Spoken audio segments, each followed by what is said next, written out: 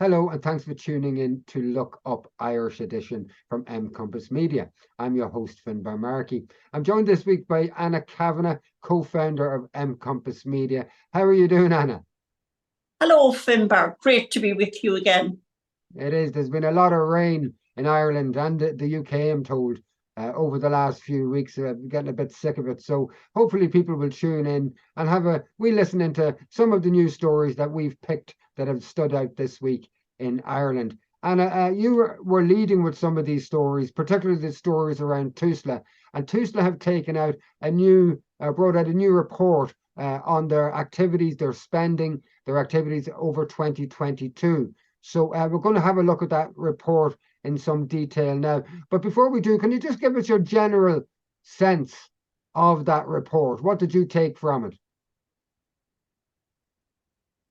Well, first of all, Finbar, what I would say is that TUSLA and HICWA, who is the state body with responsibility for monitoring the activities of TUSLA, both bodies waited until the Dáil went into summer recess before publishing their annual reports for 2022. And I suppose the key feature from the TUSLA report is the fact that in 2022 they had a budget of just over €1 billion, and a third of that, 348 million, went on staff costs.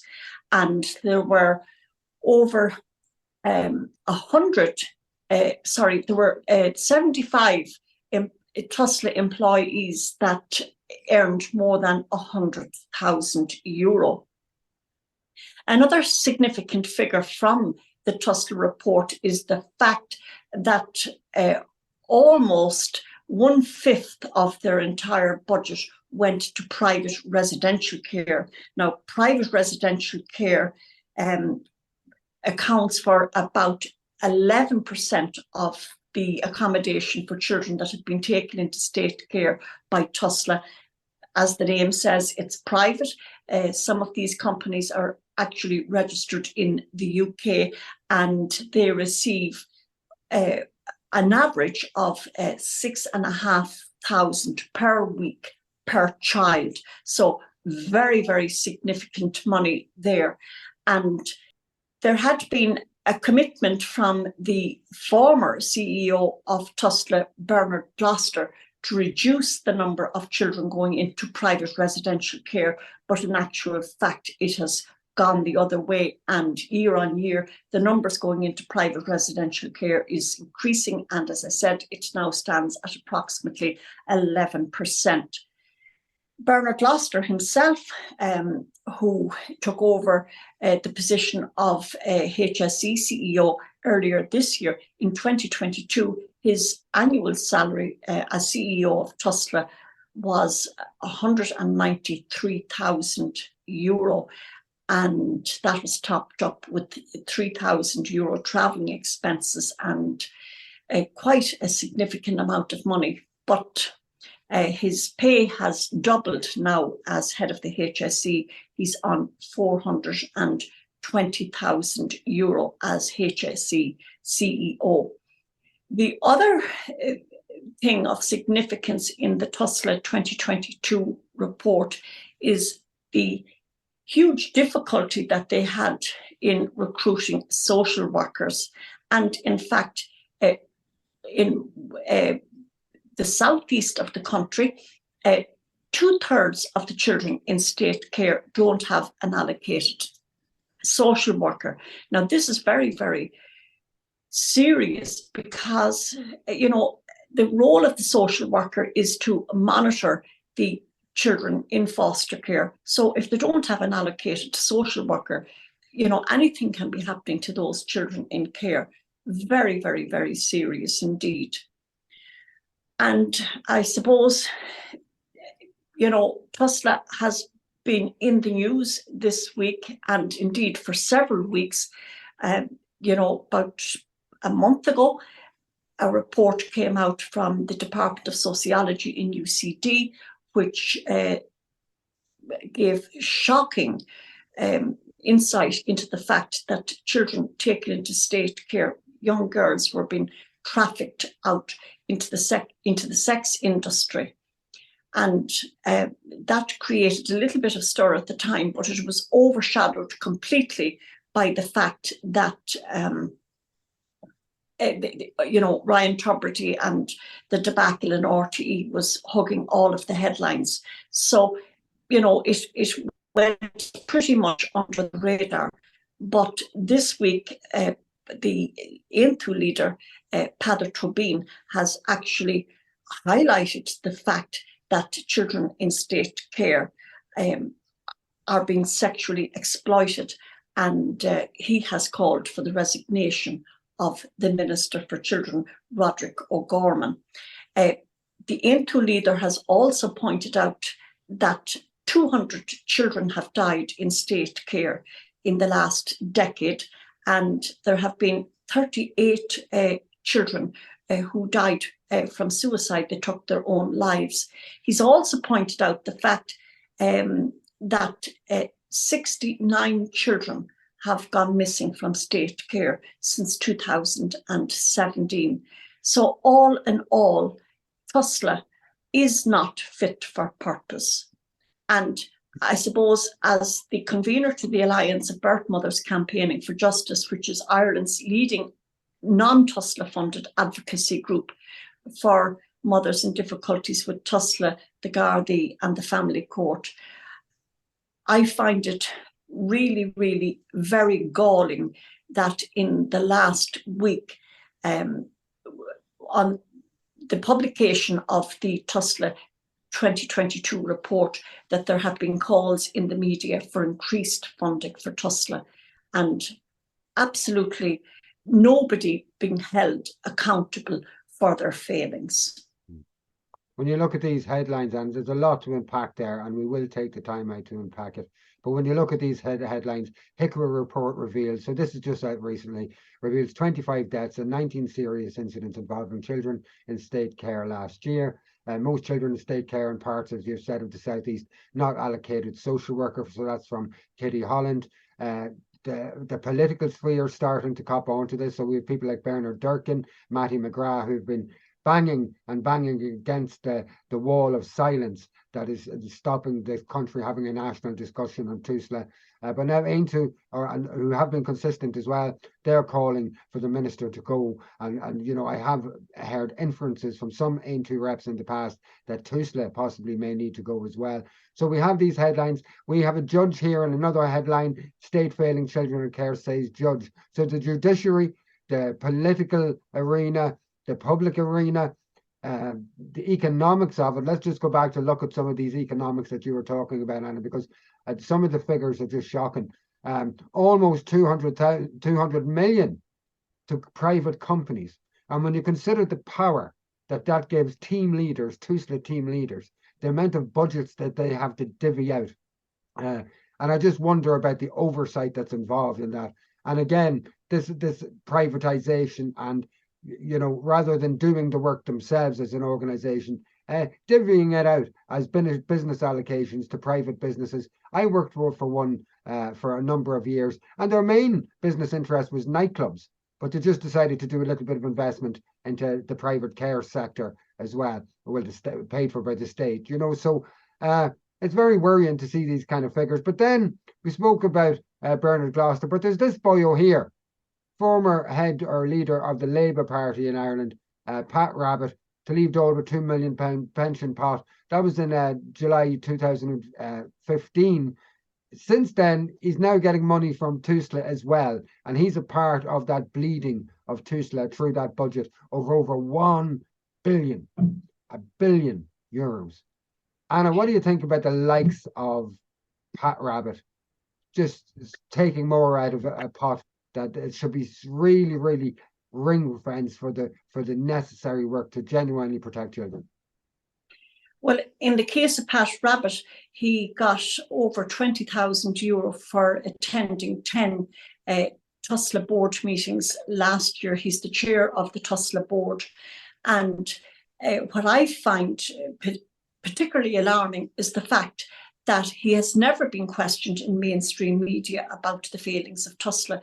You mentioned there the judiciary, and what that Irish Times headline refers to is the child law reporting project published a tranche of reports from the family courts during the week, and among them was a letter which had been written by Judge Sims. He wrote that letter to 4 government ministers, to the Children's Ombudsman, to HICWA, and a number of other bodies. And in that letter, he stated that children taken into state care are being failed. You have children with special needs and children, that would be deemed to be at very high risk, being housed in hotels and bed and breakfasts. And what he did say in the letter is that the state is really setting itself up for claims into the future over their failure to protect children that have been taken into state care. And what I find pretty horrific is the fact that, as convener to the Alliance of Birth Mothers Campaigning for Justice, I know that most of the children that are taken into state care come from, many of them grew up in care, they're low-income mothers, and they're victims of domestic violence. So they're very, very easy prey.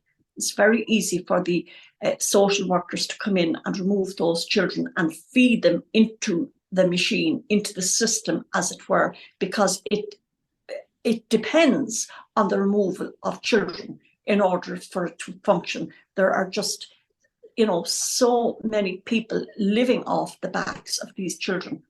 And what I would say is that if a fraction of the money that is spent on removing children from mothers was actually spent on supporting the children in their own homes, it would be a far better outcome for the children. Now, there are some children that actually need to be taken into care, and it would appear that TUSLA is failing to do so. And there was a very, very shocking 2-page report in last Sunday's Mail on Sunday. It was about the shocking treatment of children in the southeast of the country. An older member of the family actually managed to escape that house of horror, as it were. And in shocking detail, she described her upbringing in that house, where she was regularly beaten, starved, and sexually abused. The younger siblings remain on in that house, despite numerous reports by her and by neighbours to the Gardaí and to TUSLA. Those children actually remain in that house. And the shocking thing is that the social workers always ring ahead before visiting the home. And as she said, everybody would be scrubbed clean, the house would be scrubbed cleaned, they would be warned to say nothing.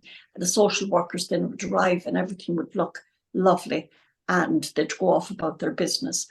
So shocking, shocking failures on the part of TUSLA. Now, I'm reliably informed that perhaps in tomorrow's Mail on Sunday, there will be another shocking story about TUSLA, and this time it's from the north of the country. Now, that I've been told that story is due to run tomorrow or possibly the following Sunday if it's not published tomorrow. So I would support the call made by Peadar Tóibín, in which he calls for the resignation of the Minister for Children, Roderick O'Gorman. But I would go further than that, and I would also call for the disbandment of TUSLA, because it is no longer fit for purpose. And as we pointed out a couple of weeks ago on our social media platform, the TUSLA was actually established to promote the protection of children. Its remit is not actually to protect children. So it's definitely not fit for purpose, and it needs to go. And I would have serious concerns about spending issues. I mean, the money is there, but it's not fit for purpose. And the power that's been put into the hands, as I say, of team leaders who are the ones who allocate funds for particular cases for children to be put into X private home or Y private home. So I'd be concerned about those things, and the outcomes are just terrible. I worked in the services myself for over 10 years. Outcomes have always been terrible. Many children, the majority that leave state residential care, privately provided quite often, end up homeless within the first 6 months, end up in sex trafficking incidents, in prostitution, things like that. So the outcomes are terrible. And quite often you see TUSLA, as you made the point, taking children away from homes where if the effort had been put into the home, the outcomes might have been better, rather than isolating the parents, separating them and maintaining that separation and spending big money to do so. 6.5, I remember some kids were costing 7, 8, 9, 10,000 a week to be sustained in a residential care home, in which they were going wild anyway, and in which they were certainly not thriving or flourishing or any of that language that social workers quite often like to use. We'll move on because there's more corruption in the country. It's happening all the time. We have a story here from the Ditch. It's the second time that the Ditch have reported on this boyo and his habit of making submissions on expenses, travel expenses, that just don't seem to make sense. So this is Niall Collins, Fianna Fáil Minister for State. He was questioned by the Ditch and pulled up and had to change his submissions, travel submissions for 2021. It looks like he might be at it for 2022 as well, saying that he's traveling claiming for thousands of kilometers, when his diary and his activities suggest he might go at the most 200 kilometers. What do you make of this, Anna? It's just another sample with Pat Rabbit and all of them about milking the system. Myself or yourself, if we were actually ever had to claim expenses, we'd be worried and embarrassed to claim for travel or for a cup of tea or something, even though we might be tight in our purse because of our earnings. But these guys here just seem to have an outright cheek, don't they? Well, I think at this point, Finbar, I have no hesitation in saying that you and I set up Compass Media. It costs us money to run the platform. We don't get any money for it. We don't seek any sponsorship, and we have no advertising. So we're basically working for nothing in the public interest. And here we have then somebody, and I'm sure, and I'm quite sure that he's not alone in this, that there are just so many people milking the system for what it's worth. And the vast majority of Irish people, go about their daily business. They pay their taxes, they pay for everything. And it's really an affront to these people because, they're getting up early in the morning and they're working long weeks, and particularly our young people as well. And this is how taxpayers' money is being spent. It's really galling, given that, TDs and junior ministers and ministers are already well paid relative to everybody else in society. But I'd have to compliment the Ditch because they have uncovered quite a number of scandals now at this stage that has led to the resignation of 2 junior ministers. And I'm sure they have more in the bag, as it were. So it'll be very interesting to see what will happen come September when the Dáil reconvenes on the 30th of September. Sorry, on the 20th of September. Yeah. We were talking earlier, Anna, about what appears to be a growing atmosphere of violence in Ireland and outside of Ireland, right across the Western world, I suppose. And there have been 2 examples of it in Irish news this week. One of them is, and we'll just cover this first one, is an attack on an AONTÚ, so that's a political party representative in Newry in the north of Ireland. We'll just have a look at the tweet that AONTÚ put out about that, and we'll also have a look at the video of it as well. So this is the CCTV film of a sectarian attack on Sharon Loughren in Newry at 3 a.m. July 12th. A man is pouring an accelerant and setting fire to the car of a paediatric nurse, hospital campaigner, and AONTÚ rep. Please retweet and help bring the culprit to justice. So AONTÚ are saying that this is a sectarian attack. Is it sectarian? Is it political? I'm not sure. But it is an attack on a paediatric nurse on her car at her home. And it must have been terrifying for her. I don't know if she has any children. But again, it's reflective of a growing bitterness and anger and atmosphere of violence within politics generally in the West. I'm not sure if anybody else is sensing it. Do you get that sense, Anna? Oh, without a doubt. But again, it's confined to a very, very small element. And there has been news recently of TDs feeling, fearful stepping outside of Leinster House. There was a video posted on social media that went viral of Holly Cairns being doorstepped. And I have to say she maintained a very dignified pose as she walked down the street, being roared at by an individual. And I suppose it was raised afterwards then in the Seanad by Senator Mark Cassidy that there's going to have to be, I suppose, better security around Leinster House, particularly in the area outside of Leinster House.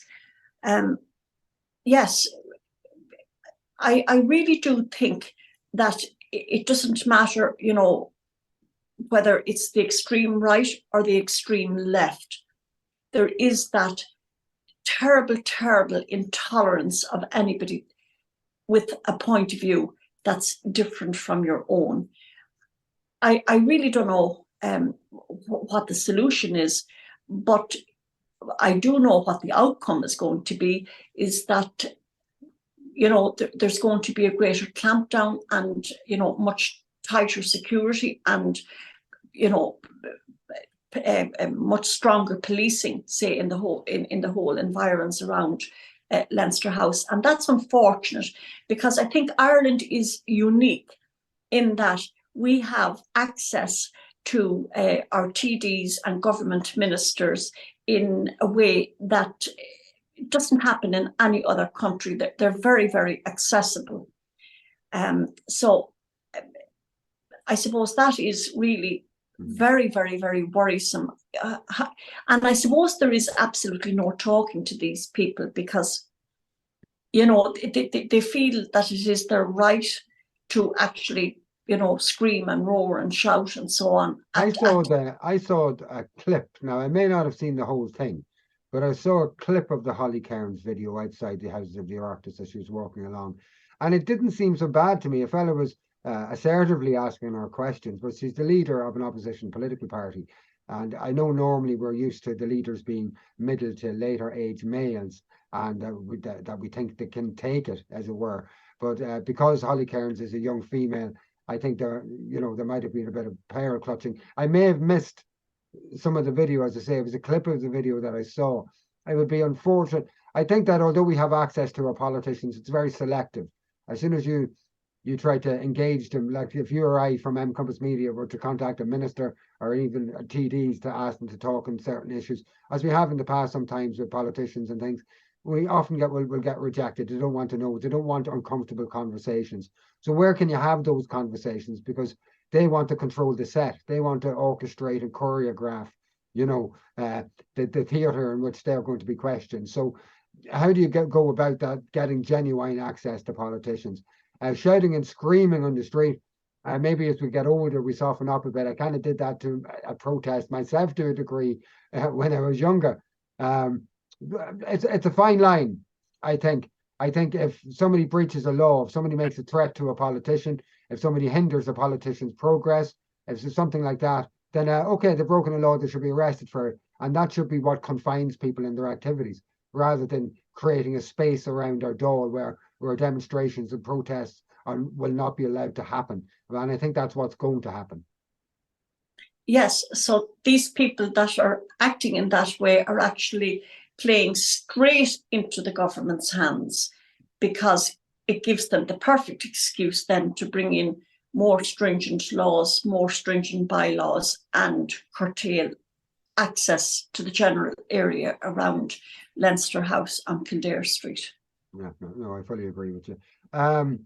In terms of maintaining or continuing to look at the violence or the violent atmosphere that seems to be developing in Ireland, I've often seen stories and images coming from Dublin city centre of people shouting at each other, screaming at each other, getting into fisticuffs and fights and things like that. But a recent attack this week on an American tourist has left that tourist seriously injured. A 14-year-old boy has been arrested or is a prime suspect.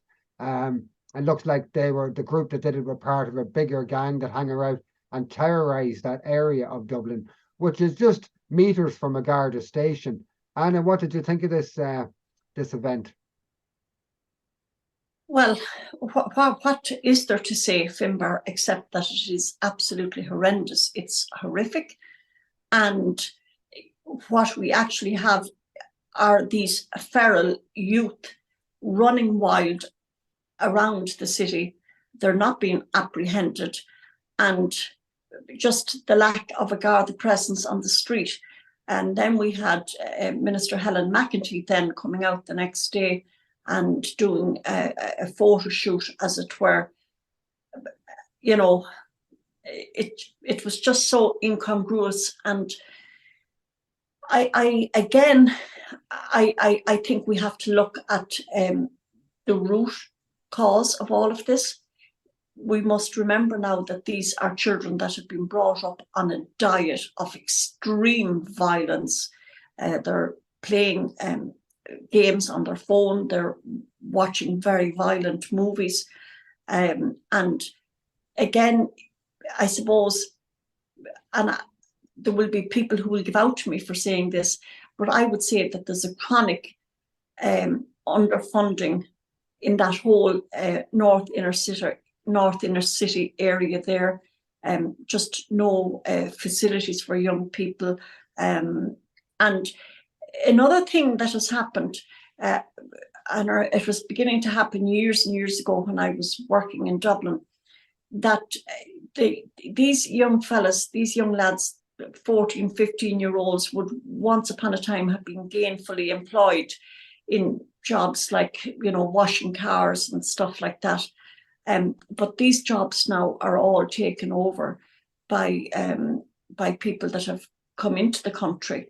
So they're kind of, you know, the word I'm looking for is that they're completely, I know this is not the right word to say disenfranchised, but they're alienated from society. So it's just very, very worrisome. It's also, isn't it, a case, or my experience has been, that the people who would be best to work with those young people from the inner city themselves, working class people, they're the ones that get alienated as well within the social work system, where, you know, I've noted quite often, having worked for over 10 years in the system, that when you get people from the working class who get on really well with the young people, who click with them and who can have a positive influence on them, what you'll find is middle class people working in the field get a little bit jealous. These are the people who will hang out in the office and end up being managers because they're no good. They're not good people, but they learn all the tricks of the office and administration instead.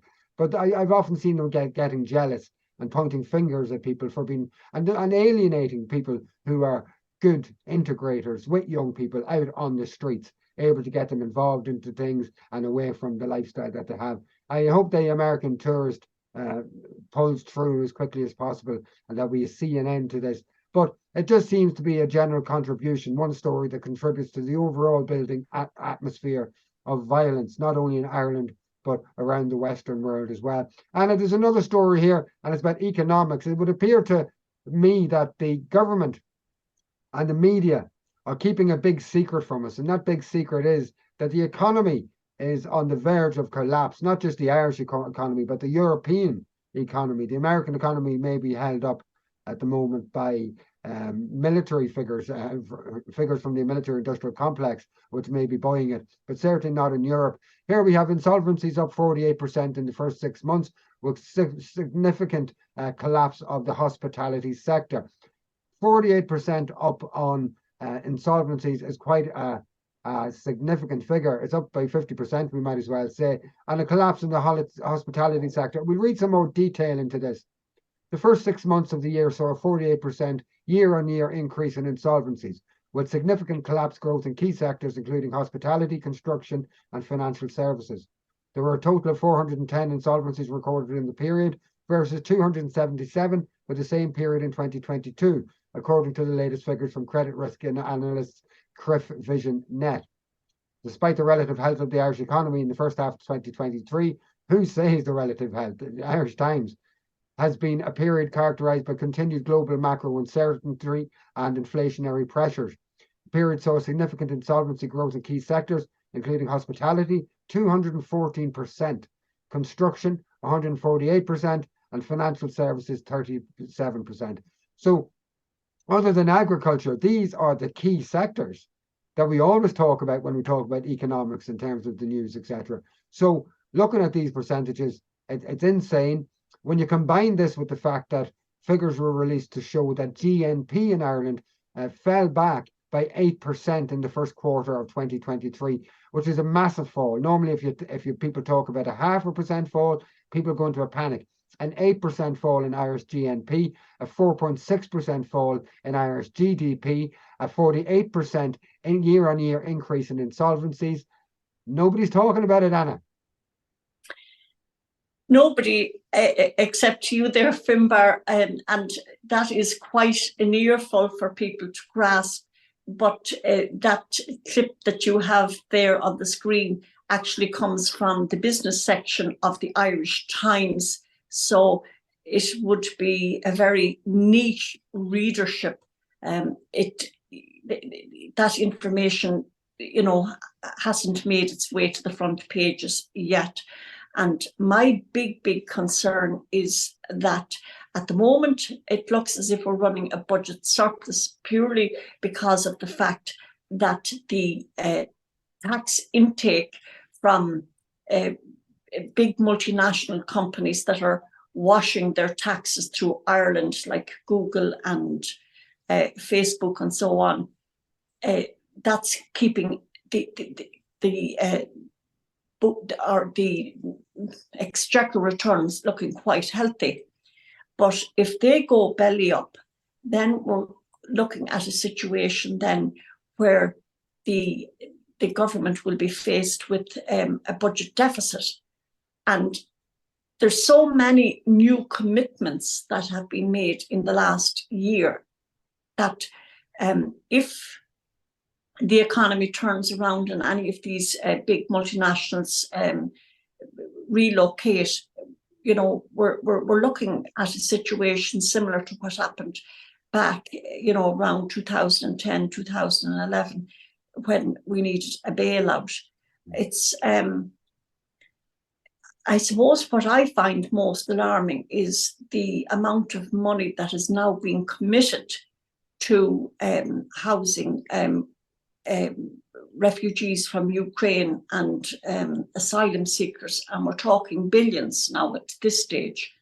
So we can do it at the minute because there is a budget surplus.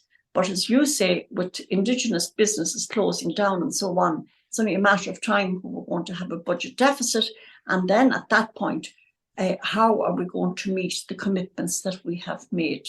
And the commitments that we should have to the Irish people as well. There's just a headline again from the Irish Times: up to 10,000 tourism jobs displaced due to hotel bed shortages, ministers told. So again, a third of beds contracted to state largely to host those fleeing war in Ukraine and seeking asylum. So that's an exact example of what you're talking about there, Anna. So there's a double hit there, because on the one hand, we're spending money to maintain our commitments, such as these commitments, and on the other hand, we're losing out on the tax take that we would have had from those jobs and from the tourist industry.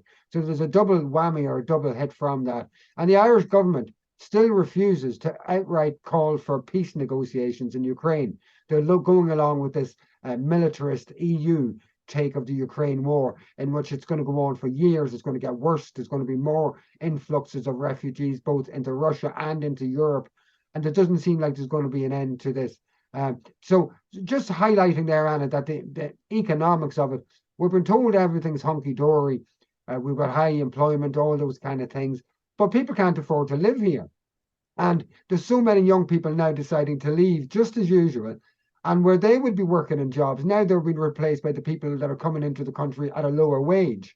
And so my understanding of some of the support for the Ukraine war, some of the support for international wars, is because it creates influxes of refugees and asylum seekers that provides cheap labor. And I think that has been a feature of economics going back thousands of years. This almost this secret forced movement of people for cheap labor around the world, So we're going to keep an eye on this story, Anna, the economic story in general. And although nobody else seems to be talking about it, we'll keep talking the bit out, and hopefully it'll spread out a bit wider than that. And people can start creating some political pressure to get some common sense in terms of our economics, because as you pointed out, all our eggs are in one basket, and that's the basket of a few major conglomerates. Just to pick up on that point, the displacement of labour, data that was published last week shows that half of the nurses in Irish hospitals were born outside the country, and quite a significant percentage come from countries like Pakistan. So on the one hand, we have a mass exodus of Irish nurses to countries like Australia, and then they are replaced by an influx of nurses from Asia and so on. So, and that's just one sector. That trend is replicated right across quite a number of sectors. And I'm not sure if that trend is changing in any way. If anything, it's being more emphasized and standing out, especially over the last year. And that's all the time we have for this week's show. Thanks for tuning in, folks. Like, share, subscribe where you can. We're battling the algorithms, so we are getting out there. Anna, thanks for joining us this week. It's been my pleasure, Finbar. And we'll talk to you guys next week.